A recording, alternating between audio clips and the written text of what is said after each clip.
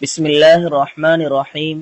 صرف 5 منٹ کا مدرسہ قرآن و حدیث کی روشنی میں 241واں دن یکم رمضان المبارک۔ نمبر 1، اسلامی تاریخ۔ حضرت آدم علیہ السلام وہ پہلے انسان ہیں جن سے دنیا میں بسنے والے انسانوں کی ابتدا ہوئی ہے۔ اللہ تعالیٰ نے ان کا خمیر تیار کرنے سے پہلے فرشتوں سے کہا، عنقریب میں مٹی سے ایک مخلوق پیدا کرنے والا ہوں جسے زمین میں ہماری خلافت کا شرف حاصل ہوگا۔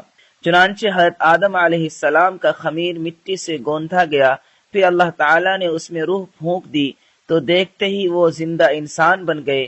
ان کے سامنے فرشتوں کو سجدہ کرنے کا حکم دیا تو تمام فرشتے اللہ تعالیٰ کے حکم کی اطاعت کرتے ہوئے سجدے میں گر گئے، مگر شیطان نے اپنی بڑائی اور تکبر کی وجہ سے سجدہ سے انکار کر دیا اور کہنے لگا کہ میں اس سے بہتر ہوں، کیونکہ آپ نے مجھے آگ سے پیدا کیا اور آدم علیہ السلام کو مٹی سے پیدا کیا ہے۔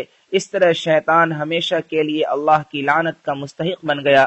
پھر اسی وقت سے وہ آدم علیہ السلام اور ان کی اولاد کا دشمن بن گیا۔ نمبر 2، اللہ کی قدرت۔ کھجور میں اللہ کی قدرت۔ کھجور ایک عمدہ قسم کا پھل ہے۔ ابتدا میں وہ نہایت کمزور حالت میں ہوتی ہے۔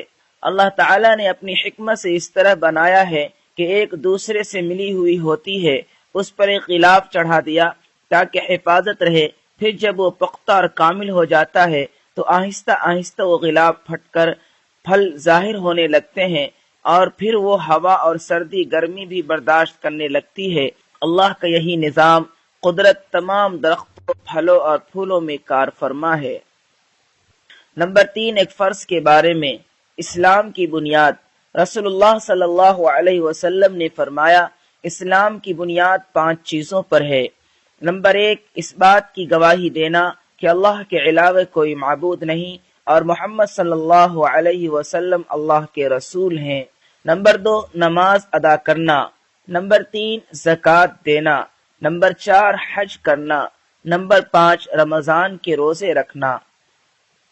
نمبر 4، ایک سنت کے بارے میں، سحری کا کھانا۔ ایک صحابی رضی اللہ عنہ فرماتے ہیں کہ میں آپ صلی اللہ علیہ وسلم کی خدمت میں آیا تو دیکھا کہ آپ صلی اللہ علیہ وسلم سحری کھا رہے تھے۔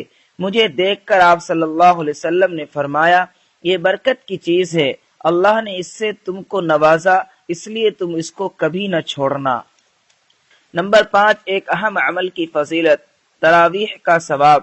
رسول اللہ صلی اللہ علیہ وسلم نے فرمایا، جو رمضان کی رات میں اللہ تعالیٰ کے وعدوں پر یقین کرتے ہوئے اور اس کے اجر و ثواب کے شوق میں نماز تراویح پڑھتا ہو، اس کے پچھلے سب گناہ معاف ہو جاتے ہیں۔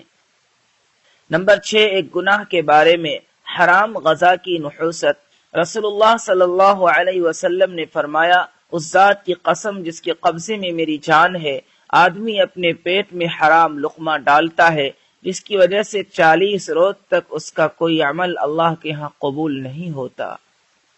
نمبر 7، دنیا کے بارے میں، حلال اور حرام کو سمجھو۔ رسول اللہ صلی اللہ علیہ وسلم نے فرمایا، عنقریب ایک زمانہ ایسا آنے والا ہے جس میں آدمی کو یہ بھی پرواہ نہ رہے گی کہ مال حرام ہے یا حلال۔ نمبر 8، آخرت کے بارے میں، ہر ایک کو اعمال نامہ دیا جائے گا۔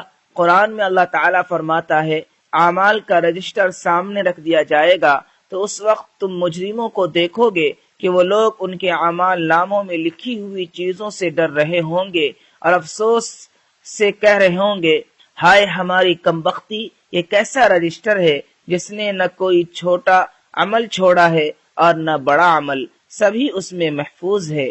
نمبر 9، قرآن سے علاج۔ قرآن ہر مرض کے لیے شفا ہے۔